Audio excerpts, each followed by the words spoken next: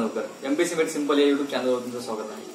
आज आपण एमपीएससी पूर्व परीक्षेची तयारी कसं करायची याबद्दल बघणार आहोत. एमपीएससी पूर्व परीक्षेमध्ये दोन विषय असतात, एक म्हणजे जीएस आणि सीसॅट. जीएस असतं 200 मार्काला आणि सीसॅट असतं 200 मार्काला, बरोबर.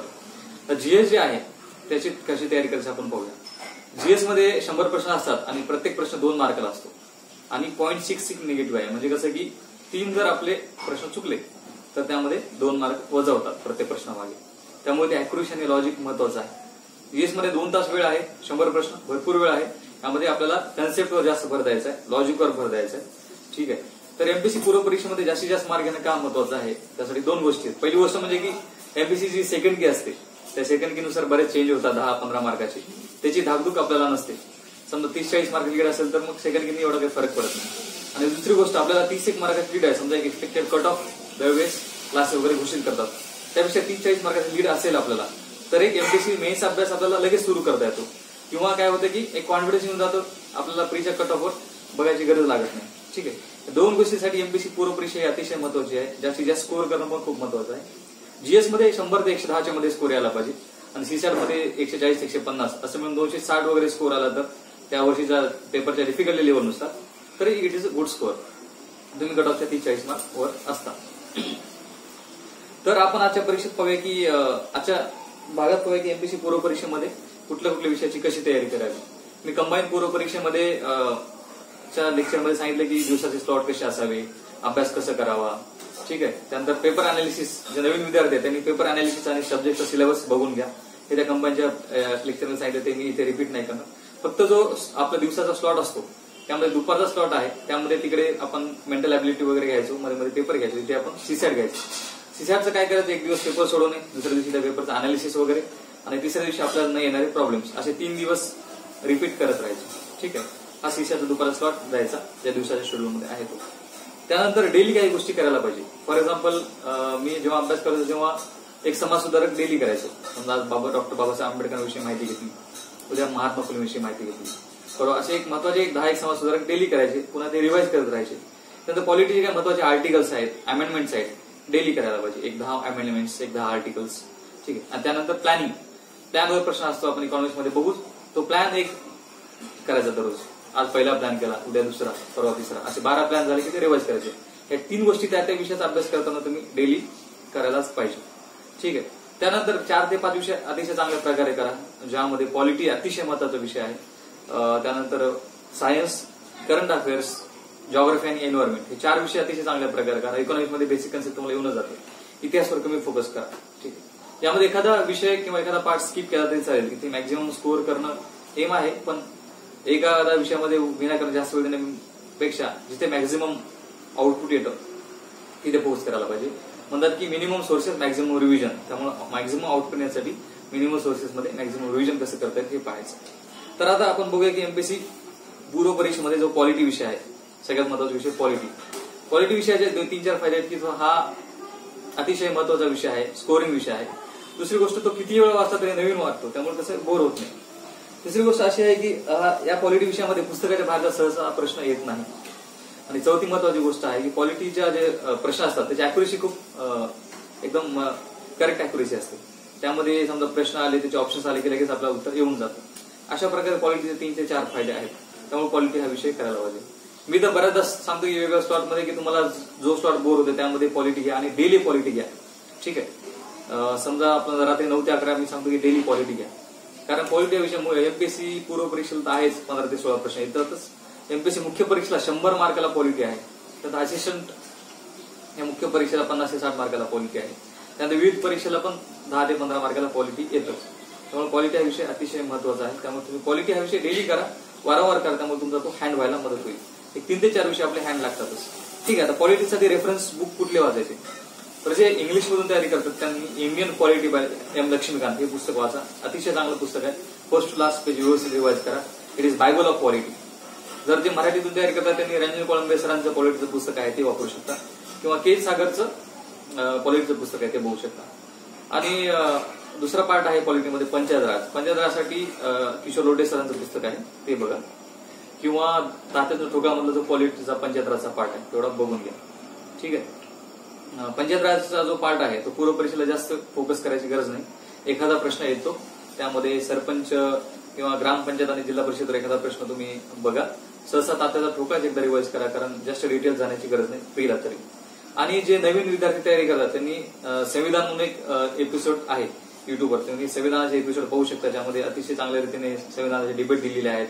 त्या स्टोरीमधून तुम्हाला काही फॅक्ट्स लक्षात ठेवायला मदत होईल. ठीक आहे, झालं रेफरन्स बुक बद्दल. आता काही पॉलिटीमध्ये काही महत्वाच्या गोष्टी माहित पाहिजे. पहिली गोष्ट की इम्पॉर्टंट डेट्स, महत्वाच्या तारीख तुम्हाला माहित पाहिजे. दरवर्षी काही या तारखेवर प्रश्न विचारतात वेगवेगळ्या परीक्षेला, पूर्व परीक्षेला पण विचारतातच, ज्यामध्ये भारतीय संविधान सभेची पहिली बैठक कधी झाली, त्यानंतर ड्राफ्टिंग कमिटीची पहिली बैठक कधी झाली, नंतर आपण झेंडा कधी स्वीकारला भारताचा झेंडा, ठीक आहे, नंतर कॉन्स्टिट्यूशन कधी अडॉप्ट केलं, कधी इनॅक्ट केलं, ह्या महत्वाच्या तारीख आहेत, ते माहितीच पाहिजे. किंवा पंचायत राज कधी अस्तित्वात आलं आपल्या भारतामध्ये, या ज्या गोष्टी आहेत ते विचारतात. त्यामुळे इम्पॉर्टंट डेट्स तुम्हाला माहितीच पाहिजे. दुसरी गोष्ट आहे की महत्वाच्या घटनादुरुस्ती आणि आर्टिकल्स माहितीच पाहिजे. जसं की 52वी घटनादुरुस्ती एमपीसीची खूप फेवरेट घटनादुरुस्ती आहे. 7th कॉन्स्टिट्युशनल अमेंडमेंट आहे. त्यानंतर लँग्वेजच्या काही अमेंडमेंट आहे, जसं की 21वी सिंधी अमेंडमेंट आहे, सिंधी लँग्वेज टाकली आपण. त्याच्यात 71 ऍड केले की 92वी एक लँग्वेज अमेंडमेंट आहे, ज्यामध्ये बीडीएमएस 4 लँग्वेज आपण टाकल्या. आणि 71वी अमेंडमेंट आहे, जी पण लँग्वेज आहे ज्यात KMN असं लक्षात ठेवू शकता, KMN कोकणी, मणिपुरी, नेपाळी. तर कुठल्या लँग्वेज कुठल्या अमेंडमेंट टाकल्या हे पण विचारू शकतात. तर महत्वाच्या घटनादुरुस्ती तुम्हाला पाठच पाहिजे. मी कसं करायचं घटनादुरुस्ती तुम्हाला सांगितलं की दररोज 10 घटनादुरुस्ती तुम्ही रिवाइज करा. असं डेली करत राहा. महिन्याच्या शेवटी तुम्हाला कमीत कमी 50 घटनादुरुस्ती लक्षात राहतील असं मला वाटतं. त्यानंतर तिसरी महत्वाची गोष्ट की काही फॅक्ट्स पाठच पाहिजे. फॉर एक्झाम्पल संविधान समितीमध्ये किती सदस्य होते, ठीक आहे, नॅशनल ह्युमन राईट्स कमिशनमध्ये किती मेंबर असतात, फंडामेंटल राईट्स महत्वाचे, त्यानंतर डीपीएसपी काही महत्वाच्या, त्या माहिती पाहिजे. त्या 3 गोष्टी लक्षात घेऊन तुम्ही अभ्यास करा. आता आपण एक एक पार्ट पाहूया. पहिलं फंडामेंटल राईट्स. डॉक्टर बाबासाहेब आंबेडकरांनी म्हटलं की the most criticise part of the constitution that is fundamental rights. खूप जास्त डिस्कशन झाले, खूप जास्त डिबेट झाले, त्यामुळे खूप अतिशय महत्वाचा फंडामेंटल राईट्सचा टॉपिक आहे. एमपीसी पण या टॉपिकवर 3 ते 4 प्रश्न दरवर्षी विचारले. त्यामध्ये फंडामेंटल राईट्स हा जो पार्ट आहे तो आपण कुठून घेतला, ठीक आहे. त्यामध्ये मग महत्वाच्या अमेंडमेंट्स कुठल्या झाल्या, कुठल्या अमेंडमेंटनी कुठले आर्टिकल्स त्यामध्ये टाकले ते महत्वाचे. नंतर आर्टिकल 14, आर्टिकल 21, आर्टिकल 19 अतिशय महत्वाचे आर्टिकल्स, त्याच्यावर 100% प्रश्न विचारला जातो. मग आर्टिकल 14 मध्ये काही एक्सेप्शन्स आहेत ते कोणाकोणाला आहेत, राईट टू इक्वॅलिटीला ते विचारतात. किंवा मग आर्टिकल 19 मध्ये काही एक्झम्पन्स आहेत किंवा काही लिमिटेशन्स आहेत आर्टिकल 19(2) मध्ये आपल्या अभिव्यक्ती स्वातंत्र्यावर, ते कशानुसार आहेत. आर्टिकल 21 मध्ये वेगवेगळ्या काही केसेस होत्या, जसं मिनर्वा मिल्स केस आहे आर्टिकल 21 रिलेटेड, ते माहिती पाहिजे. आणि फंडामेंटल राईट्स रिलेटेड काही रीट्स आहेत. आर्टिकल 32 महत्वाचं आहे एकदम, त्यामध्ये आपले फंडामेंटल राईट्स कशा प्रकारे संरक्षित करता येतील त्यामध्ये प्रोव्हिजन आहे. त्या आर्टिकल 32 बद्दल डिटेल अभ्यास करून घ्या तुम्ही. त्यामध्ये काय बेसिक कन्सेप्ट आहे, ज्यामध्ये ज्युडिशियल रिव्ह्यू म्हणजे काय त्यांनी विचारलेलं आहे, किंवा प्रोसिजर इस्टॅब्लिश बाय लॉ आणि ड्यू प्रोसेस ऑफ लॉ ह्याच्यामध्ये काय फरक आहे, किंवा basic structure of the constitution काय असतं, हे जे वेगवेगळ्या केसेसमधून ते इव्हॉल्व्ह होत गेलेले, त्याबद्दल तुम्ही माहिती घ्या. त्यानंतर काही समजा एखादा अवघड प्रश्न वाटतो, समजा पॉलिटीमध्ये कसं असतं, काही 5-6 वाक्य देतात, आपण सोडून देतो. तर कसं आहे माहिती आहे का, एखादं जर वाक्य आपल्याला माहिती असेल त्यामुळे एलिमिनेशन पद्धतीने बाकीचे 3-4 वाक्य कटून जातात आणि आपण प्रश्नाच्या एकदम उत्तरापर्यंत पोहोचतो. त्यामुळे असे लॉंग प्रश्न तिथे एकदम घाबरून सोडून जाऊ नका. आपल्याकडे एमपीसी फ्री मध्ये वेळेची एवढी प्रॉब्लेम नाहीये, त्यामुळे ते प्रश्न व्यवस्थित वाचा आणि हे करा. त्यानंतर दुसरा महत्वाचा पार्ट आहे डीपीएसपी. फंडामेंटल राईट्स चा जो पार्ट आहे तो झाल्यानंतर डीपीएसपी मार्गदर्शक तत्वे. आपल्या देशातल्या राज्यांनी कशा प्रकारे कारभार करावा, कार्य करावे यासाठी काही मार्गदर्शक तत्वे आपल्या संविधानाने घालून दिलेली आहे. मग त्यामध्ये डीपीएसपीचे पार्ट आहेत आणि प्रिन्सिपल्स आहेत वेगवेगळ्या प्रकारचे. त्यामध्ये कॅटेगरी आहे, जसं की गांधीयन प्रिन्सिपल्स आहेत, त्यानुसारचे काही आर्टिकल्स जे संविधानामध्ये नाही पण आपण तयार केलेले आहेत, लिबरल आहेत, काही सोशो इकॉनॉमिक प्रिन्सिपल आहेत. त्यामध्ये महत्वाचे डीपीएसपी तुम्हाला पाठच पाहिजे, ठीक आहे. डीपीएसपी तुम्ही रिवाइज करा वारंवार आणि महत्वाचे डीपीएसपी पाठ करा. जसं आर्टिकल 40 विलेज पंचायत माहितीच पाहिजे, आर्टिकल 44 युनिफॉर्म सिव्हिल कोड नेहमी न्यूज मध्ये असतं, माहितीच पाहिजे. एमपीसीचा फेवरेट प्रश्न article 43A workers participation in management. असे महत्वाचे डीपीएसपी तुम्हाला माहिती पाहिजे. नंतर डीपीएसपी कुठून घेतले, कुठल्या देशाकडून आपण ते स्वीकारले, याबद्दल तुम्हाला माहिती पाहिजे. डीपीएसपी आणि फंडामेंटल राईट्स मध्ये फरक काय, हा प्रश्न सहसा विचारला जातो, हे पण तुम्ही करून घ्या. त्यानंतर तिसरा महत्वाचा पार्ट आहे की फंडामेंटल ड्युटीज. आणि डीपीएसपी मध्ये काही गोष्टी आहेत की अमेंडमेंट टाकलेल्या आहेत, कुठल्या अमेंडमेंटनी कुठल्या डीपीएसपी टाकलेल्या आहेत ते पण तुम्ही बघून घ्या, महत्वाचं, ठीक आहे.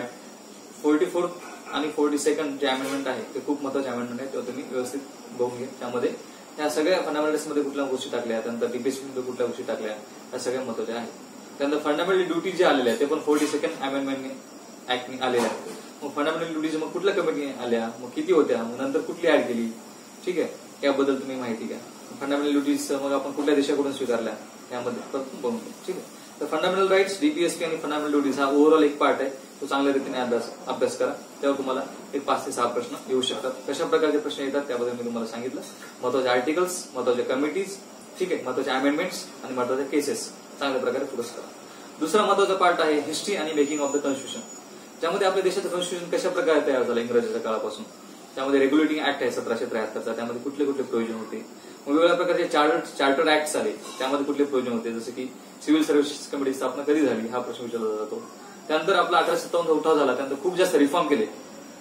ठीक आहे, त्यामुळे 1858चा जो ऍक्ट आहे तो खूप महत्वाचा ऍक्ट आहे. त्यामध्ये खूप रॅडिकल रिस्ट्रक्चरिंग केलं, त्यामध्ये प्रोव्हिजन्स बघून घ्या. त्यानंतर गव्हर्नमेंट ऑफ इंडिया ऍक्ट 1935 अतिशय महत्वाचा ऍक्ट. आपलं संविधान जे आहे त्यातला बराचसा part government of India act 1935 वर बेस आहे. मग त्यामध्ये प्रोव्हिन्शियल ऑटोनॉमी होती का, मग काय काय होतं या सगळ्या गोष्टी. आणि 1947 आपला इंडियन इंडिपेंडन्स ऍक्ट. हे 5 ते 6 ऍक्ट तुम्ही चांगल्या प्रकारे बघून घ्या. त्यामध्ये मग आपलं कसं इव्हॉल्वमेंट झाली, जसं की पहिले गव्हर्नर होता, मग गव्हर्नर ऑफ बेंगाल झाला, मग गव्हर्नर जनरल झाला, मग गव्हर्नर जनरल ऑफ इंडिया, मग व्हाईसरॉय, अशा प्रकारे चेंजेस झाले. यामध्ये पहिला गव्हर्नर जनरल कुठला, शेवटचा कुठला, पहिला व्हाईसरॉय कुठला, असे पण प्रश्न विचारलेले आहेत. ते पण तुम्ही चांगल्या प्रकारे फोकस करा. हे हिस्ट्री झालं. त्यानंतर मेकिंग ऑफ कॉन्स्टिट्यूशन मध्ये कॉन्स्टिट्यूशन असेंब्लीची स्थापना कधी झाली, त्यामध्ये मेंबर किती होते, त्यानंतर महत्वाच्या जे कॉन्स्टिट्यूशन असेंब्लीच्या कमिटी होत्या, जसं की मसुदा समिती आहे त्यामध्ये मेंबर कुठले होते, अध्यक्ष कोण होते. ठीक आहे, त्यानंतर संविधान समितीचे अध्यक्ष कोण होते, संविधान समितीची पहिली बैठक कधी झाली, त्याचे अध्यक्ष कोण होते, जवाहरलाल नेहरूंनी ऑब्जेक्टिव्ह रेझोल्युशन कधी मूव्ह केलं, हे सगळं तुम्हाला माहिती पाहिजे. त्यानंतर पहिल्यांदा मेंबर किती होते, मग भारतात स्वतंत्र झाल्यानंतर मेंबर कशा प्रकारे बदलले हे पण तुम्ही बघून घ्या. त्यानंतर आपलं संविधान तयार झाल्यानंतर मग संविधानात महत्वाचे पार्ट, शेड्यूल तुम्हाला माहितीच पाहिजे. त्यामध्ये कुठल्या अमेंडमेंटनी कुठले शेड्यूल टाकले हे पण बघून घ्या. आता आपल्या संविधानामध्ये 12 शेड्यूल आहेत. 11वा शेड्यूल कुठल्या अमेंडमेंटनी टाकला, 12वा शेड्यूल कुठल्या अमेंडमेंटनी टाकला हे तुम्हाला माहिती पाहिजे. त्यानंतर काही महत्वाचे आर्टिकल्स. त्यानंतरचा महत्वाचा पार्ट आहे प्रिअम्बल. प्रिअम्बल जो आहे ते संविधानाचं प्रास्ताविक आहे, ज्यामध्ये आपल्याला संविधानाची पूर्ण माहिती मिळते. मग प्रिअम्बल हा संविधानाचा पार्ट आहे का नाही हे कुठल्या केसमध्ये ठरलं. जसं वेगवेगळं केस आहे, LIC versus government of India case आहे किंवा केशवानंद भारती केस आहे, यामध्ये सांगितलेलं आहे. किंवा प्रिअम्बल मध्ये कुठले गोष्टी टाकल्या, जसं सेक्युलर टाकलं 42nd अमेंडमेंटनी, तर मग संविधान प्रिअम्बल संविधानाचा भाग आहे, मग ते घटना दुरुस्ती करू शकतो का प्रिअम्बलची, हे पण महत्वाचं आहे. नंतर प्रिअम्बलला काही पॉलिटिकल थिंकरने वेगवेगळं नाव दिले, जसं की identity card of the constitution म्हटलं कोणी म्हटलं की it is a jewel of the constitution. तर प्रिअम्बल हा पार्ट अतिशय चांगला प्रकार करा. प्रिअम्बल मला तर वाटतं पार्टच पाहिजे. प्रिअम्बल मधले जो क्रम आहे ते विचारलेला आहे, जसं डेमोक्रेटिक सोशलिस्ट जे काय असतं ते, त्यामुळे प्रिअम्बल अतिशय महत्वाचा पार्ट आहे, तो फोकस करायला पाहिजे. त्यानंतर जर अतिशय फोकस करण्यात येणारा आणि ज्यावर सहसा प्रश्न विचारला जातो तो पार्ट म्हणजे पार्लमेंट आणि स्टेट लेजिस्लेचर. पार्लमेंटमध्ये काय काय येतं, राष्ट्रपती येतं, मग राष्ट्रपतीची निवडणूक कशी होते, मग राष्ट्रपती आणि उपराष्ट्रपतीच्या निवडणुकीमध्ये फरक काय आहे. ठीक आहे, राष्ट्रपतीचे कार्य काय आहेत, महत्वाचे कार्य जसं की व्हेटो पॉवर आहे, त्यानंतर ऑर्डिनन्स मेकिंग पॉवर आहे, ते तुम्ही माहिती करून घ्या. ठीक आहे, मग युनियन एक्झिक्युटिव्ह काय असते, युनियन एक्झिक्युटिव्ह मध्ये कुठले कुठले भाग येतात, मग उपराष्ट्रपतीची निवड कशी होते. 2019 प्रश्न विचारला होता की त्यांनी उपराष्ट्रपतीची निवड पहिले कशी व्हायची आणि मग कशा प्रकारे घटना दुरुस्ती झाली 11वी आणि कसं चेंज झालं, ह्या काही महत्वाच्या गोष्टी तुम्ही बघून घ्या. त्यानंतर संसद, पार्लमेंट इज इम्पॉर्टंट पार्ट. ठीक आहे, पार्लमेंटमध्ये काय काय येतं, लोकसभा, राज्यसभा आणि प्रेसिडेंट. मग लोकसभेमध्ये किती मेंबर असतात, राज्यसभेमध्ये किती मेंबर असतात, मग त्यांची निवड कशी होते, त्यानंतर क्वालिफिकेशन काय असतं हे बघून घ्या. त्यानंतर राज्यसभेचं सेम, त्यानंतर लोकसभेत स्पीकरचं काय काम असतं, डेप्युटी स्पीकरचं काम असतं, राज्यसभेचा चेअरमन कोण असतो, व्हाईस प्रेसिडेंट जे असतात ते राज्यसभेचे चेअरमन असतात, तर ते तुम्ही बघून घ्यायला पाहिजे कशा प्रकारे असे काही नाही. त्यानंतर काही लोकसभा राज्यसभेमध्ये काही महत्वाचे बिल्स असतात, जे बिल्स कशा प्रकारे कुठल्या प्रोसेसमधून जातात.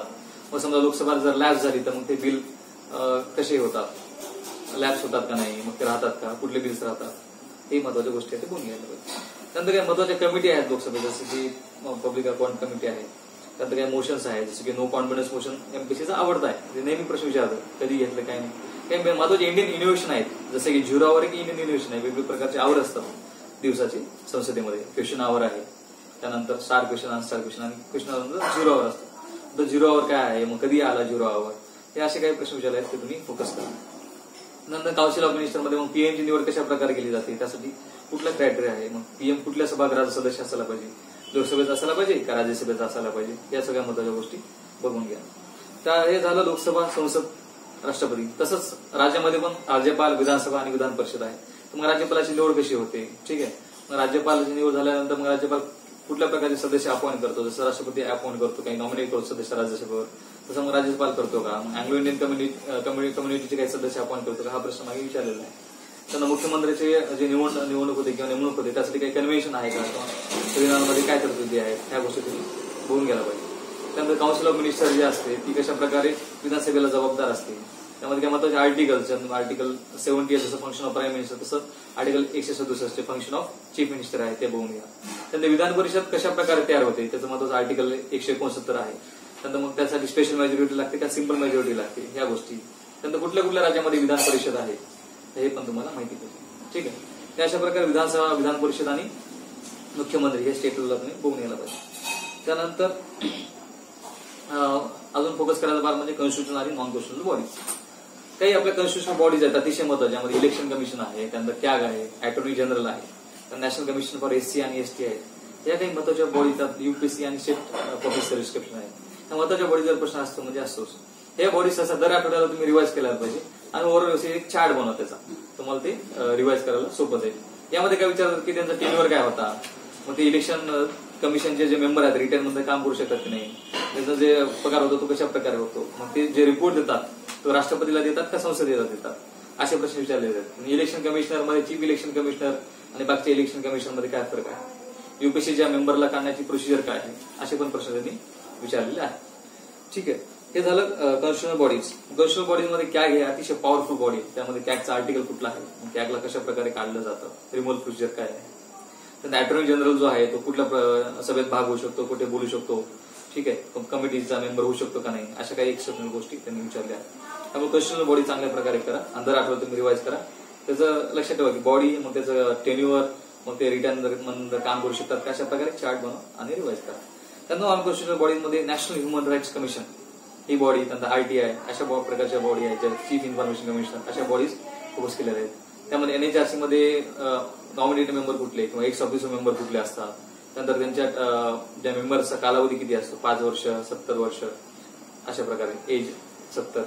मग नॅशनल ह्युमन राईट्स कमिशन जे आहे ते स्थापना कधी झालं, मग ते रिपोर्ट कोणाला देतं हे पण तुम्ही बघून घ्यायला पाहिजे. त्याच्यानंतर सुप्रीम कोर्ट, हायकोर्टवर जास्त प्रश्न विचारणार, एखादा प्रश्न विचारला जातो, मग सुप्रीम कोर्ट हायकोर्टमध्ये काय फोकस करायचा, तर जजेसची अपॉइंटमेंट कशा प्रकारे होते आणि रिमूव्हल कशा प्रकारे होतं हे बघून घ्या तुम्ही. ठीक आहे. त्यानंतर मग सुप्रीम कोर्टामध्ये किती जजेस असतात, हायकोर्टाची स्थापना कधी झाली, सगळ्यात पहिला हायकोर्ट कुठे आलं, किती ठिकाणी आलं ते बघून घ्या. त्यानंतर सुप्रीम कोर्टाची स्थापना कधी झाली एक बघून घ्या. त्यानंतर वेगवेगळ्या प्रकारे जजेस असतात, ऍक्टिंग जज असतात, ऍडहॉक जजेस असतात, ते पण थोडंफार बघून घ्या. जास्त सुप्रीम कोर्ट आणि हायकोर्ट जास्त फोकस करायची गरज नाही, एखादा प्रश्न येतो. तर ओव्हरऑल अशा प्रकारे जर तुम्ही रिवाइज केलं आणि थोडंफार काही बेसिक गोष्टी ज्याच्यामध्ये उरलेल्या पार्टमध्ये स्टेट फॉर्मेशन कसं होतं. आता स्टेट फॉर्मेशनचं तुम्हाला एक ट्रिकच सांगतो. गुन्हा ही मैत्री में सीमी अवो छेऊ जाते, हे तुम्हाला ट्रिक आहे, ज्यामध्ये वेगवेगळ्या राज्याचे जो क्रम आहे तो तुम्ही लावू शकता. त्यांनी विचारतात की हे 3 राज्य कधी स्थापन झाली किंवा राज्यांचा क्रम लावा, किंवा आर्टिकल 2 नुसार स्टेट फॉर्मेशन कसं होतं, आर्टिकल 3 नुसार कसं होतं, राज्यांचा क्रम, त्यानंतर राज्य कसे तयार होतं, राज्यासाठी आलेल्या कमिटी वेगवेगळ्या, ठीक आहे, स्टेट रिऑर्गनायझेशन कमिशन, त्यानंतर वेगवेगळ्या कमिटी होत्या ज्यामध्ये पन्नीकर वगैरे होते, केम पन्नीकर कमिटीज तुम्हाला माहिती पाहिजे. त्यानंतर 7th कॉन्स्टिट्युशनल अमेंडमेंट ऍक्ट जे स्टेट फॉर्मेशन संदर्भात आहे, अतिशय महत्वाचे आहे, ते तुम्ही बघून घ्या. हे सर्व केल्यानंतर तुम्ही महत्वाचे जे आर्टिकल्स फोकस केले, त्यानंतर डेट्स व्यवस्थित पाठ केल्या, त्या महत्वाच्या फॅक्ट्स व्यवस्थित केल्या, ठीक आहे, त्यामध्ये महत्वाचे शेड्यूल्स आहेत किंवा महत्वाचे आर्टिकल्स आहेत, त्यानंतर महत्वाची घटना दुरुस्ती केल्या आणि महत्वाचे काही कन्सेप्ट जसं की बेसिक स्ट्रक्चर ऑफ कॉन्स्टिट्यूशन हे सगळं केलं. आणि काही महत्वाचे एरियाज आहेत जसं की इमर्जन्सी प्रोव्हिजन एखादा प्रश्न विचारला जातो, त्यामध्ये 44 आणि 42 अमेंडमेंट काय काय चेंज झाले हे थोडं बघून घ्या. आणि amendment procedure of the constitution, त्यामध्ये कुठल्या कुठल्या प्रकारे काय काय अमेंड केलं जातं हे थोडं बघून घ्या. त्याच्या केसेस, हा ओव्हरऑल पॉलिटीचा फोकस आहे. हे सर्व तुम्ही फोकस केलं तर 13 ते 14 मार्क मिळतील. ठीक आहे. हे झालं पॉलिटिबद्दल. दुसरा महत्वाचा पार्ट आहे इकॉनॉमिक्स. मागे मी एक प्रिलिम बद्दल एका मित्राच्या चॅनलवर बोललो तेव्हा इकॉनॉमिक्स स्किप झालं होतं चुकून, तर आता आपण हे इकॉनॉमिक्स या ह्याच्यामध्ये कव्हर करून टाकू. तर इकॉनॉमिक्ससाठी 14 ते 15 प्रश्न येतात. फोकस करण्यासारखं आहे भाग. आपण इकॉनॉमिक्स दररोज जगतो, पण आता आपल्याला ते शिकायचं. तर रेफरन्स बुक कुठले आहेत, तर भारतीय अर्थव्यवस्था, रंजन कोळंबे सरांचं पुस्तक, ते एक वाचायचं. जे ना अजून वेळ आहे भरपूर आणि अजून डिटेल अंडरस्टँडिंग लागते, कन्सेप्ट क्लॅरिटीसाठी गरज आहे. त्यांनी दीपस्तंभ प्रकाशनचं, देशले सरांचं इकॉनॉमिक्सचं पुस्तक वाचा. आणि लोकसंख्या, दारिद्र्य, बेरोजगारी आणि काही स्कीम्स आहेत त्यासाठी देशले सरांचं पार्ट 2 डेव्हलपमेंट नावाचं पुस्तक आहे ते वाचायचं. आणि जे एकदम नवीन विद्यार्थी आहेत त्यांनी मृणाल चे इकॉनॉमिक्सचे व्हिडिओ आहेत ते नक्की पाहावे. mrunal.org नावाची वेबसाईट आहे, त्यावर तुम्ही जा आणि ते व्हिडिओ पहा. अशा प्रकारे 3 ते 4 बुक्स इकॉनॉमिक्ससाठी सफिशियंट आहे. तर आता इकॉनॉमिक्ससाठी फोकस काय करायचा?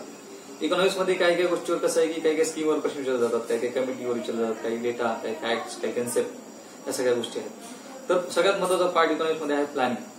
प्लॅनिंगचा हा पार्ट आहे एमपीएससीचा सगळ्या परीक्षेसाठी अतिशय महत्वाचा पार्ट आहे, ज्यामध्ये प्लॅन कसा तयार होतो, डिफरंट टाइप्स ऑफ प्लॅन कुठले असतात, त्यानंतर मग प्लॅनिंग कमिशन काय असतं, त्याची स्थापना कधी झाली, मग एनडीसी कसा प्लॅन फॉर्म्युलेट करते. त्यानंतर 1 ते 12 आपले टोटल 1 ते 12 प्लॅन झाले. मग पहिल्या प्लॅन, दुसरा प्लॅन, सगळे महत्वाचे प्लॅन माहित पाहिजे. त्यानंतर 11वा आणि 12वा प्लॅन व्यवस्थितरित्या करा. त्याचं घोषवाक्य दरवर्षी आलटून पाठवून प्रत्येक परीक्षेला विचारलेलं आहे. कंबाईनच्या परीक्षेमध्ये पण मी सांगितलं की 11वा 12वा प्लॅन अतिशय महत्वाचा आहे, त्यामुळे तो प्लॅन त्याचे टार्गेट्स अतिशय चांगल्या प्रकारे करा. आता पहिला प्लॅन आहे तर त्यातलं मॉडेल काय होतं, समजा हेरा डोमर मॉडेल होतं, कृषीवर फोकस होता, ठीक आहे, फोकस कशावर होता, त्यानंतर ग्रोथ रेट काय ठेवला होता त्यांनी, आणि कुठले महत्वाचे सिग्निफिकन्स इव्हन झाले, जसं की कम्युनिटी डेव्हलपमेंट प्रोग्राम जो 1952 आहे तो पहिल्या प्लॅनमध्ये झालेला आहे, हे तुम्हाला माहिती पाहिजे. त्यानंतर गेल्या वर्षीच मला वाटतं की विचारला प्रश्न की सेकंड 5 प्लॅन मध्ये खाली कुठल्या ठिकाणी लोह आणि पोलाद उद्योग स्थापन झाले, जसं की बोकारोला आहे, भिलाईला आहे, का कुठे राऊत केलेला आहे, असा प्रश्न त्यांनी विचारला. त्यामुळे प्रत्येक प्लॅन मधल्या सिग्निफिकंट गोष्टी तुम्हाला माहिती पाहिजे. त्यानंतर 11वा आणि 12वा प्लॅन किंवा काही महत्वाचे प्लॅन आहेत त्यांचे घोषवाक्य तुम्हाला माहिती पाहिजे. तर कुठल्या प्लॅन मध्ये सगळ्यात जास्त ग्रोथ रेट होता ते पण तुम्ही बघून घ्या. त्यानंतर प्लॅनिंगचे प्रकार बघून घ्या. त्यानंतर जे आहे बेसिक कन्सेप्ट बद्दल तुम्हाला माहिती पाहिजे, ज्यामध्ये इकॉनॉमिक्स मध्ये बेसिक कन्सेप्ट मध्ये सेक्टर्स आहेत. इकॉनॉमिक्सचं प्राथमिक क्षेत्र आहे, द्वितीय, तृतीय क्षेत्र आहे सर्व्हिस सेक्टर, मग ते कशा प्रकारे बदललं, जीडीपी म्हणजे काय, जीडीपी कसा मोजतात, जीडीपी आणि नॅशनल इन्कम मध्ये फरक काय आहे, ठीक आहे, जीडीपी आणि नॅशनल इन्कम मोजण्यासाठी कमिटी कुठले आहेत किंवा ऑफिसेस कुठले आहेत, जसं की सेंट्रल स्टॅटिस्टिकल ऑर्गनायझेशन, त्याची स्थापना कधी झाली, एनएसएसओ कशा प्रकारे सॅम्पल गोळा करतं, नॅशनल इन्कम साठी नेट नॅशनल प्रॉडक्ट आणि जीडीपी टू इव्हॉल्वमेंट कशा प्रकारे झाली, हे बेसिक कन्सेप्ट तुम्हाला माहिती पाहिजे.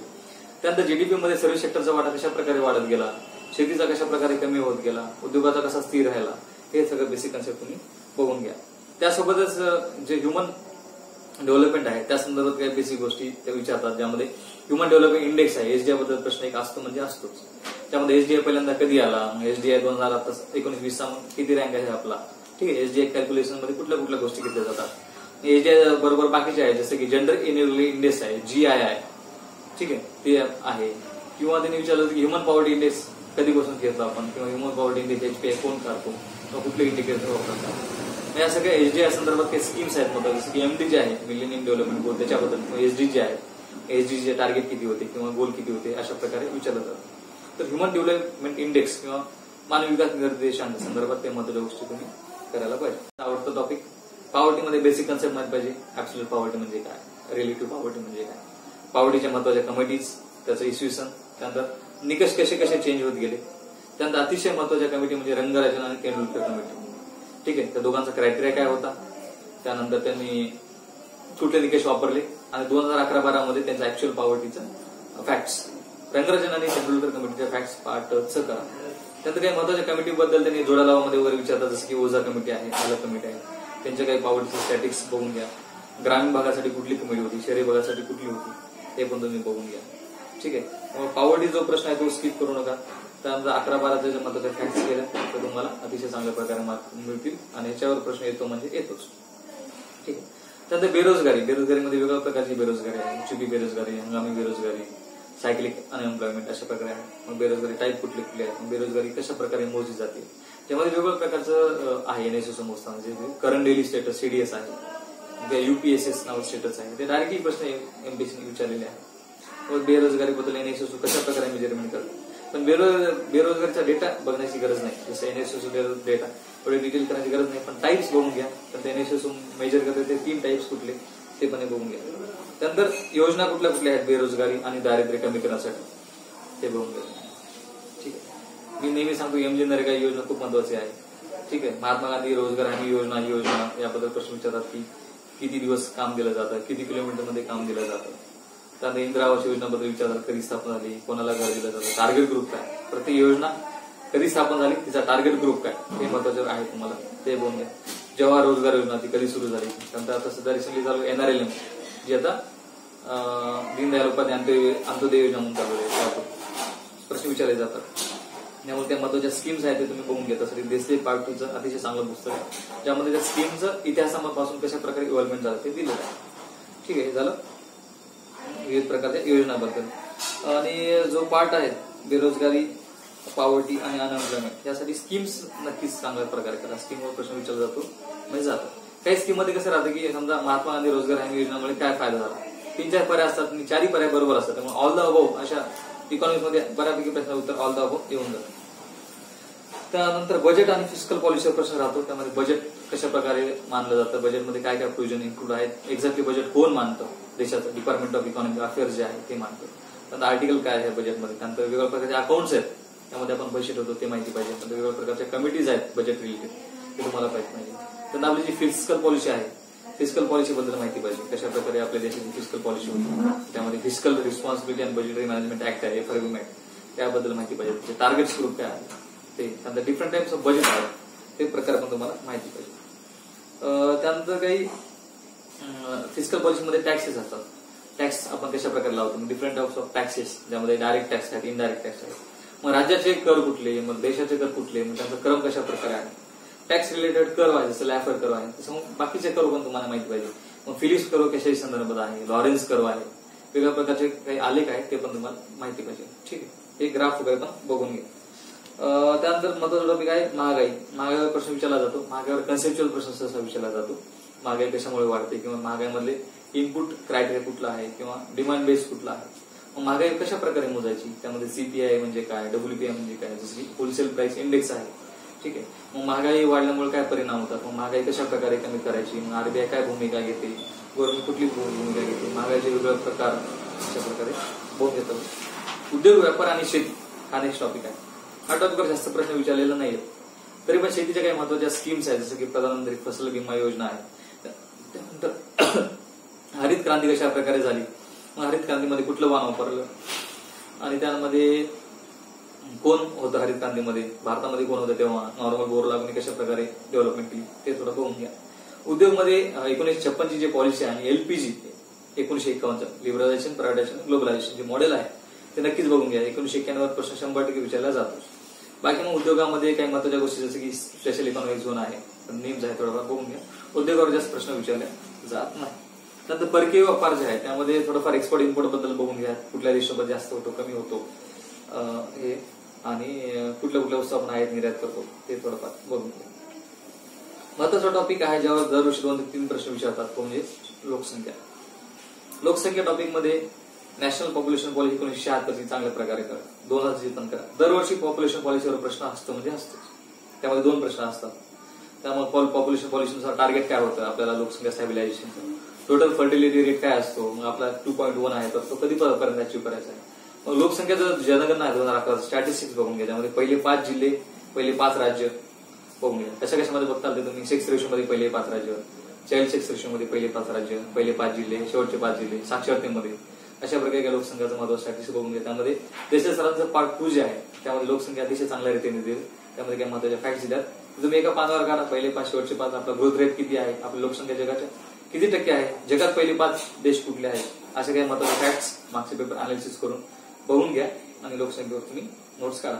तर लोकसंख्या हा टॉपिक अतिशय महत्वाचा आहे, त्याच्यावर 3 ते 4 प्रश्न येतात, तो स्किप करून चालणार नाही.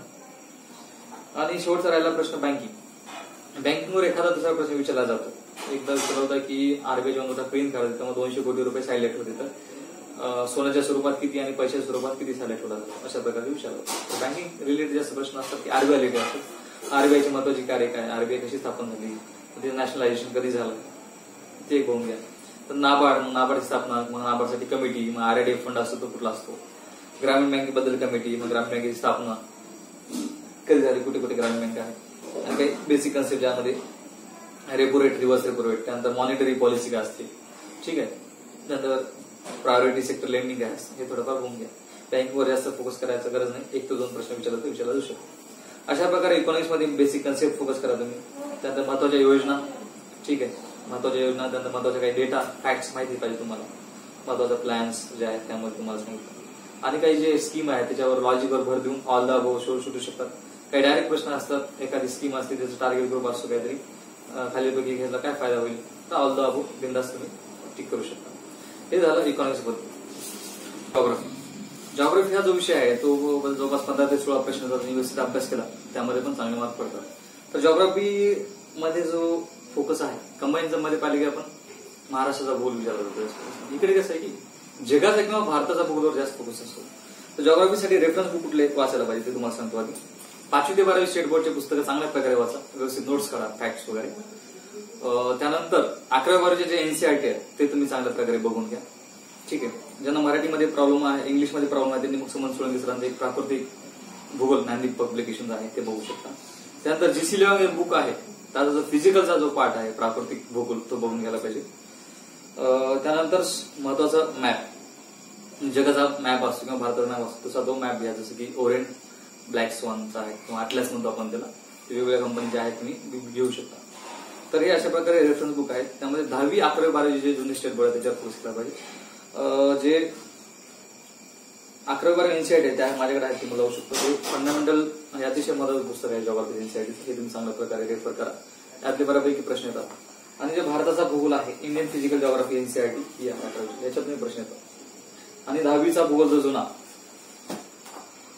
सामाजिकशास्त्रीय भूगोल आलं 10वीचा भूगोल, हे 3 या 3 भूगोल अतिशय चांगल्या प्रकारे रेफर करा. स्टेट बोर्ड बुक आहेत आणि एनसीईआरटी आहेत, त्यातले प्रश्न येतात. आता आपण बघूया की रेफरन्स बुक नंतर की काय काय फोकस करायला.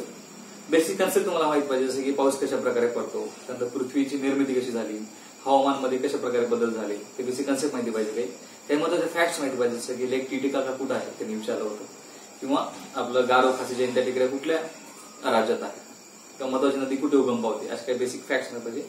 आणि मॅप रिडिंग मध्ये महत्वाचे बेटे, महत्वाचे पर्वत, महत्वाचे नद्या, हे 3 गोष्टी तुम्हाला माहिती पाहिजे. तर आता भूगोलचं प्राकृतिक आणि मानवी भूगोल असे 2 पार्ट पडतात. तर प्राकृतिक भूगोलवर जास्त फोकस करायला पाहिजे. ठीक आहे, आपण नेहमी पाहतो. तर प्राकृतिक भूगोलमध्ये जगाचा आणि भारताचा भूगोल असं 2 ह्याच्यामध्ये आपण डिवाइड करू. तर जगाच्या भूगोलमध्ये जे आहे ते प्राकृतिकमध्ये नदी जी आहे, नदीमुळे कुठल्या कुठल्या प्रकारचे भूरूपे तयार होतात, जसं की यू आकाराची होते का व्ही आकाराची, ही नदीमुळे काय काय होतं हे जोडायला एक प्रकारे विचारलेले. नदीमुळे काय होतं, ही नदीमुळे काय होतं, किंवा वाळवंटात कुठल्या प्रकारचे भूरूपे आढळतात, त्या गोष्टी आहेत. त्यामुळे महत्वाचे भूरूपे, दऱ्या वेगवेगळ्या प्रकारच्या, त्यानंतर लेक असतात वेगवेगळ्या प्रकारचे, ते लेक कशामुळे तयार होतात, त्यानंतर समुद्रामध्ये बीचेसमुळे काय काय तयार होतं, भूरूपे कशा प्रकारे बदलतात, त्या गोष्टी तुम्हाला विचारल्या जातात. त्यामुळे प्राकृतिक भूगोलमध्ये चांगल्या प्रकारे करा. जी मी एनसीईआरटी सांगितली फिजिकल जॉग्राफीची, त्यामध्ये अतिशय चांगले प्रकार दिलेले आणि इमेजेस पण दिलेले आहेत, ज्यामध्ये तुम्हाला चंद्राच्या कोरीच्या आकाराच्या टेकड्या वाळवंटामध्ये तयार होतात त्याबद्दल माहिती आहे. तर ते असे प्रश्न विचारले जातात. चांगल्या प्रकारे फोकस करा. दुसरा पार्ट आहे पृथ्वी. पृथ्वीची निर्मिती कशी झाली, पृथ्वीचे अंतरंग कुठल्या कुठल्या प्रकार आहे, पृथ्वीचा जो भाग आहे कोर, त्या कोरमध्ये मग काय असतं, निकेल आणि फेरस असतं. तर मग क्रशमध्ये काय असतं, मग खडकांचे प्रकार कुठल्या कुठल्या प्रकारचे आढळतात. ठीक आहे, मग त्यांचं काम काय असतं. ठीक आहे, किंवा पृथ्वीमध्ये जे इंटरनल प्रोसेस होतात त्यामध्ये भूकंप आहे, मग भूकंपामध्ये प्रायमरी वेव्स कुठल्या, सेकंडरी वेव्स कुठल्या, मग ज्वालामुखी कसे तयार होतात, मग ज्वालामुखी वेगवेगळ्या प्रकारचे टाईप कुठले आहेत, मग ज्वालामुखीमधून बाहेर काय पडतं, या गोष्टी पण तुम्हाला माहित पाहिजे. जगाच्या कुठल्या भागात कुठल्या प्रकारचे ज्वालामुखी होतात, मग त्यांना नाव काय. ठीक आहे, the Mediterranean house of the world असं कुठल्या तरी व्होल्कॅनोला म्हटलेलं आहे. असे काही स्पेसिफिक नाव आहेत, हे तुम्हाला माहिती पाहिजे. त्यानंतर तिसरा महत्वाचा पार्ट आहे की हवामान. हवामान जे आहे त्यामध्ये कशा प्रकारे लेयर्स आहेत, जसे की ट्रोपोस्फिअर, स्ट्रॅटोस्फिअर, वेगवेगळ्या प्रकारचे तपंबर पासून सितंबर, मग त्यामध्ये तापमान कशा प्रकारे बदलतं, किंवा बाष्प आणि तापमानाचा काय संबंध आहे. ठीक आहे, मग हवामानामध्ये मग बाष्प कमी झाले तर कशा प्रकारे बदल होतो, त्या गोष्टी तुम्हाला थोडंफार माहित पाहिजे. त्यानंतर प्रेशरनुसार कसं हवा फ्लो होते. त्यानंतर आपले जे बेल्ट आहेत, वेगवेगळ्या प्रकारचे वेदरचे बेल्ट आहेत, त्याबद्दल त्यांनी एक वेळेस विचारलं होतं, ते पण तुम्हाला माहिती पाहिजे. त्यानंतर गारा कशा प्रकारे पडतात, कारण सूर्याकडून जे येणारं सनरेज असतात, मग त्याचं हीट बजेट काय असतं, किती येतात, मग किती रिफ्लेक्ट होतात, त्या गोष्टी तुम्हाला माहिती पाहिजे. चौथं महत्वाची गोष्ट आहे की पाणी. पाण्यामध्ये तुम्हाला वेगवेगळ्या प्रकारे सरोवर, तलाव, नद्या याबद्दल माहिती पाहिजे. त्यानंतर मग समुद्रामध्ये कुठल्या कुठल्या खाड्या आहेत, मग कशा प्रकारे ते चॅनल डिवाइड करतात ते माहिती पाहिजे. समुद्रामध्ये जे सॅलिनिटी असते किंवा क्षारता असते ती कशा प्रकारे वेगवेगळ्या समुद्रात किती आहे त्यांचा क्रम लावा, किंवा जसं जसं समुद्रात जाल तसं तशा प्रकारे क्षारता कशी वाढत जाते किंवा कमी होते, किंवा जमिनीमध्ये पण पाहतो जसं आपण आज जाल तसं तापमान वाढतं का कमी होतं, अशा गोष्टी त्यांनी विचारल्या आहेत किंबहुना विचारू शकतात. त्या गोष्टी तुम्ही ते फोकस करा. भारताच्या संदर्भात जर विचार केला तर महत्वाच्या पर्वत, नद्या, बेटे या गोष्टीबद्दल माहिती पाहिजे. तर त्यांनी पर्वताबद्दल विचारतात एक वेळेस विचारलं तर क्रम लावा. तर मी सांगतो की तुम्हाला नेहमी की असं साऊथ टू नॉर्थ क्रम लावा, शिवालिक, पीर पंजाल, झास्कर, लडाख, काराकोरम. यासाठी एक ट्रिक आहे, शिंपी झालं का. मग शी स्टँड फॉर शिवालिक, पीर पंजाल, अशा प्रकारे शिंपी झालं का. हा क्रम आहे, दक्षिण टू उत्तर. असं तुम्ही ट्रिक स्वतःच्या डेव्हलप करू शकता. किंवा मग वेस्टर्न घाट आणि ईस्टर्न घाटमध्ये कुठले पर्वतरंग आहेत, किंवा उंच पर्वत कुठला, वेस्टर्न घाटमधला, ईस्टर्न घाटमधला, मग त्यांचा क्रम लावा असं विचारू शकता. एक वेळेस उंचीनुसार क्रम लावा विचारलेला आहे 2018 पहिला विचारलं होतं. त्यामुळे पर्वताबद्दल तुम्ही महत्वाची माहिती घ्या. त्याचे मॅप रिडिंग महत्वाचं आहे, बोलू आपण पुढे. त्यानंतर महत्वाच्या नद्या कुठल्या आहेत, त्यांचा उगम कुठं होतो, मग हिमालयातल्या नद्या आणि खालच्या पेनिन्सुला मधल्या नद्या त्यामध्ये फरक काय आहे, त्यानंतर कुठल्या नद्या खसदरीतून वाहतात, असे प्रश्न त्यांनी विचारले आहेत. आणि नद्यावर तुम्ही अशा प्रकारे फोकस करा, किंवा कुठल्या नदीवर कुठलं सरोवर आहे जोड्या लावामध्ये विचारू शकता. त्यानंतर भारताच्या भूगोलमध्ये भारताची भूसीमा आहे, ती कोणाकोणासोबत आहे, किती लँड बाउंड्री आहे आपली, सागरी भूसीमा किती आहे. त्यानंतर मग शेजारील देश कुठले कुठले आहेत आपले बाजूचे, कोणाकोणासोबत लँड बाउंड्री आहे, कोणासोबत समुद्राची बाउंड्री आहे, हे बघून घ्या. आणि मग आपल्या प्रकारे भारतामध्ये जमीन कुठल्या कुठल्या प्रकारची आढळते, जसं गाळाची मृदा आहे, पर्वतीय मृदा आहे, त्यामध्ये कुठले वेगवेगळ्या प्रकारचे पिके घेतली जातात त्याबद्दल माहित पाहिजे. शेतीचे प्रकार माहित पाहिजे. भारतामध्ये जसं झूम कल्टिव्हेशन आहे, स्लॅश अँड बर्न ऍग्रिकल्चर, तसं मग बाकीच्या देशामध्ये काय म्हटलं जातं, जसं लडाख म्हटलं जातं इंडोनेशियामध्ये, व्हिएतनाममध्ये रे म्हटलं जातं. हे प्रकार बघून 11वी-12वीच्या स्टेट बोर्डच्या भूगोलमध्ये ते दिलेलं आहे. शेतीचे वेगवेगळे प्रकार ते विचारले जाऊ शकतात. त्यानंतर मान्सून एक इंडियामधला महत्वाचा पार्ट आहे. मान्सून कशा प्रकारे पडतो, मान्सूनसाठी कुठले कारणे आहेत, मग खंड का पडतो, ठीक आहे. मान्सूनवर परिणाम करणारे घटक जसं की एल निनो आहे किंवा ला निना आहे, त्याबद्दल प्रश्न विचारला जातो. त्यामुळे मान्सून बद्दल तुम्ही करून घ्या. हे झालं भारताचा आणि जगाचा भूगोल. तर महाराष्ट्राचा भूगोल आहे, तो महाराष्ट्र भूगोल एखादा प्रश्न विचारला जातो ज्यावर जास्त काही फोकस केला जात नाही, त्यामुळे तुम्ही वाचला नाही तरी चालेल. जरी वाचायचं असेल तर 9वीचा किंवा 4थीचा स्टेट बोर्डचा जुना भूगोल तुम्ही बघून घ्या.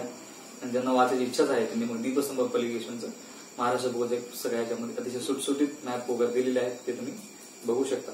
तर फॅक्टसाठी पण सौदी सरांचे भूगोलचं पुस्तक आहे महाराष्ट्राचं, ते पण चांगलं आहे. तर महाराष्ट्राच्या भूगोलावर सहसा फोकस न केलेला बरा एखाद्या प्रश्नासाठी. त्यापेक्षा तुम्ही प्राकृतिक भूगोल अतिशय चांगल्या प्रकारे करा. जे रेफरन्स बुक आहेत 11 NCERT ते चांगलं करा. त्यानंतर एक डेली 10 ते 15 मिनिटं मॅप रिडिंग केला पाहिजे. मॅप रिडिंग मध्ये काय करायचं, दररोज एक मॅप घ्यायचा. त्यामध्ये आज समजा आशिया खंड घेतला, आशिया खंडामध्ये महत्वाच्या कंट्रीज कुठल्या आहेत, मग महत्वाचे सरोवर कुठले, महत्वाच्या पर्वतरांगा कुठल्या आहेत, असं बघून घ्या. एक वेळेस त्यांनी विचारलं होतं की लेक टिटिकाका कुठल्या 2 देशाच्या बॉर्डर आहे, तसं विचारू शकतात मग पुढच्या वेळेस की लेक किलिमांजारो पर्वत कुठे आहे. त्यामुळे असं एक समजा घेतलं आफ्रिका, तर आफ्रिकामध्ये महत्वाचे मग खसदरी कुठून जाते, तर तिथे महत्वाचे लेक कुठला आहे, झांबेझिरो कुठल्या 2 देशाच्या बॉर्डर आहे, अशा काही महत्वाच्या गोष्टी तुम्ही मॅपमधून बघून घ्या. भारतामध्ये मग भारताचा मॅप बघा मग शेवटी एका दिवशी. भारताच्या मॅपमध्ये भारताचे पर्वत, मग 10 डिग्री चॅनल अंदमान निकोबारला डिवाइड करतं, मग लक्षद्वीप किती डिग्री चॅनल आहे, अशा प्रकारे काही गोष्टी बघून घ्या. नॉर्थ ईस्ट मध्ये कुठल्या कुठल्या महत्वाचे पर्वतरांग आहेत ते पण तुम्ही बघून घेऊ शकता. त्यानंतर हे झालं जॉग्राफी बद्दल. पर्यावरण हा पाठ आपण बघूया. जॉग्राफी आणि पर्यावरण एकत्रित तिथे 20 प्रश्न येतात, ठीक आहे. तर जॉग्राफीचा आपण पाहिलं कशा प्रकारे फोकस करायचा. तर पर्यावरण जो विषय आहे तो बऱ्यापैकी मुलं निग्लेक्ट करतात. तर पर्यावरण अतिशय सोपा टॉपिक आहे आणि जो जॉग्राफीचा पार्ट आहे आणि सरळ प्रश्न असल्यामुळे तो निग्लेक्ट करू नका. तुम्हाला 5 पैकी 5 प्रश्न बरोबर येऊ शकतात. तर पर्यावरणासाठी रेफरन्स बुक कुठले ते आपण बघू आधी. तर तुषार गोरपुडे सरांचं मराठीमध्ये बुक आहे, ज्यांनी मराठीमध्ये वाचतात. आणि जे इंग्लिशमध्ये वाचण्यासाठी शंकर IAS एन्व्हायरमेंटचं बुक आहे, अतिशय चांगलं पुस्तक आहे, ते रेफर करू शकता. तर आता पर्यावरणामध्ये काय फोकस करायचं ते आपण बघूया. 4 ते 5 प्रश्न येतात. तर प्रदूषक हे कुठल्या कुठल्या प्रकारे असतात, की पोल्युशन ज्याच्यामुळे होतं, ते एन्व्हायरमेंट पोल्युटेड कुठले कुठले असतात, त्याचे टाईप्स कुठले असतात. 1-2 वेळेस विचारलं होतं की इटा रोग कशामुळे होतो, जसं की कॅडमियममुळे होतो, किंवा पाऱ्यामुळे कुठला रोग होतो, मिनीमाटा रोग होतो. अशा प्रकारचे महत्वाचे डिसीज आहेत ते कुठल्या पोल्युटनमुळे होतात ते विचारले जातात, किंवा क्रम लावून विचारलं जातं, किंवा जोड्या लावून विचारलं जातं. ते तुम्ही बघून घ्या. त्यात काही बेसिक कन्सेप्ट आहेत पर्यावरणाचे, तर ते तुम्हाला माहिती पाहिजे. जसं की इकोसिस्टम म्हणजे काय, ठीक आहे, किंवा इकोटोन म्हणजे काय, बायोडायव्हर्सिटी हॉटस्पॉट काय असतो, आणि फूड चेन आणि फूड मध्ये फरक काय असतो, हे त्यांनी विचारलेलं आहे. तर इकोसिस्टम हा जो शब्द आहे तो कोणी कॉइन केला, तो ग्रीक होता का लॅटिन होता, असे काही प्रश्न पण त्यांनी विचारले आहेत किंवा पुढे विचारू शकतात. तर मग बायोडायव्हर्सिटी हॉटस्पॉट इंडियामध्ये कुठल्या कुठल्या प्रकारचे आहेत, मग बायोडायव्हर्सिटी हॉटस्पॉट कोणी कॉइन केला, डिफरंट टाईप ऑफ बायोडायव्हर्सिटी हे पण विचारतात. तर काही महत्वाचे ऍक्ट्स आहेत, ते ऍक्ट्स फोकस करा. ज्यामध्ये वाईल्ड लाईफ प्रोटेक्शन ऍक्ट आहे, मग तो कधी लागू झाला, त्याचं टार्गेट काय आहे, एन्व्हायरमेंट प्रोटेक्शन ऍक्ट 1986 आहे, तो कधी लागू झाला. एक वेळेस विचारलं होतं की तो ऍक्ट कुठल्या नेत्याच्या जयंतीच्या दिवशी लागू होतात, असं काहीतरी प्रश्न विचारला होता. त्यानंतर काही कोस्टल रेग्युलेशन झोन आहेत, किंवा prevention of cruelty animal act आहे, किंवा बायोमेडिकल वेस्ट ऍक्ट आहे. एक वेळेस विचारलं होतं की वेगवेगळे ऍक्ट आणि त्याची इसवी सन त्यांच्या जोडाला, असं पण एक वेळेस विचारलं होतं. तर महत्वाचे ऍक्ट्स त्यांचे टार्गेट ग्रुप, काय महत्वाचे फॅक्ट्स असतील त्या संदर्भात त्या तुम्ही बघून घ्या. त्यांना भारतातले महत्वाचे tiger reserve, national park, wild life सँच्युरी यातला डिफरन्स काय ते पहिली माहिती पाहिजे. नंतर वेगवेगळ्या प्रकारचे टायगर रिझर्व्ह कुठल्या कुठल्या भागात कुठले आहेत, महाराष्ट्रात कुठले कुठले आहेत हे तुम्हाला माहिती पाहिजे. त्यानंतर काही महत्वाचे प्रोजेक्ट्स आहेत जसे की टायगर कन्झर्वेशन प्रोजेक्ट आहेत किंवा लायन आहे किंवा क्रोकोडाईल आहे, ते कधी स्थापन झाले, मग त्यांच्या काही महत्वाच्या काही कमिटीज आहेत का, मग कशा प्रकारे मेजरमेंट केली जाते टायगरची ते माहिती पाहिजे. नॅशनल टायगर कन्झर्वेशन ऑथॉरिटी काय आहे ते पण तुम्ही बघून घ्या. क्रमला वगैरे विचारू शकता. त्यानंतर आंतरराष्ट्रीय लेवलला काही महत्वाच्या बॉडीज आहेत जसे की UNEP आहे किंवा WMO आहे किंवा आपलं साईट्स आहे, रेड डेटा बुक पब्लिश करणाऱ्या एजन्सीज आहेत, हे तुम्हाला माहिती पाहिजे. त्यामध्ये मग जशा जशा घटना घडत राहतात तसं चालू घडामोडीमध्ये आपण पाहतो की वेगवेगळ्या प्रकारच्या कॉन्फरन्स होतात पर्यावरण संदर्भात. मग ते कॉन्फरन्स पार्टीजमध्ये त्याला कॉप म्हणता येईल. कॉप मध्ये काय डेव्हलपमेंट झाली, मग COP21 जे होते पॅरिस क्लायमेट कॉन्फरन्स ती महत्वाची आहे, तर COP21 बद्दल बघून घ्या. त्यानंतर काही युनायटेड नेशनच्या कॉन्फरन्स झाल्या पर्यावरण संदर्भात. United nation conference on human environment एक झाली आणि एक एन्व्हायरमेंट अँड डेव्हलपमेंट झाली. त्यामध्ये काय काय महत्वाचे आउटकम्स आले ते पण तुम्ही बघून घ्यायला पाहिजे. त्यानंतर काही महत्वाचे जे आहेत कन्व्हेन्शन्स ते बघून घ्या, ज्याच्यामध्ये रामसर कन्व्हेन्शन आहे, सध्या न्यूज मध्ये होतं ते भारतामध्ये. त्यानंतर काही रोटरडॅम नावाचं कन्व्हेन्शन आहे, बेसल कन्व्हेन्शन आहे. त्यानंतर प्राण्यांच्या तस्करी संदर्भात एक कन्व्हेन्शन आहे. असे काही कन्व्हेन्शन आहेत त्याबद्दल विचारला जाऊ शकतो. आणि काही महत्वाचे डेज आहेत ते तुम्ही बघून घ्या, जसं की ओझोन डे विचारून झालाय तसं मग पुढच्या वर्षी एन्व्हायरमेंट डे कधी असतो तो विचारू शकता. ठीक आहे, वाईल्ड लाईफ डे कधी असतो विचारू शकतात. ते डेज आणि थीम ते पण तुम्ही बघून घ्या. आणि पर्यावरण संदर्भात काही चालू घडामोडींवर 1-2 प्रश्न येतात ते तुम्ही लिंक करू शकता. अशा प्रकारे जॉग्राफी आणि पर्यावरण याचा अभ्यास करायचा. हे झालं आपण MPSCच्या पूर्व परीक्षेमध्ये आपण बघितलं इकॉनॉमिक्स, पॉलिटी आणि जॉग्राफी आणि पर्यावरणाचा अभ्यास कसा करायचा. पुढच्या भागामध्ये आपण पाहूया की उरलेले टॉपिक्स कशा प्रकारे करायचं आणि ऍक्च्युअल पेपर एक्झामच्या दिवशी कसा सोडवायचा. तोपर्यंत भेटू. All the best. MPSC made simple या चॅनलला लाईक करा, सबस्क्राईब करा आणि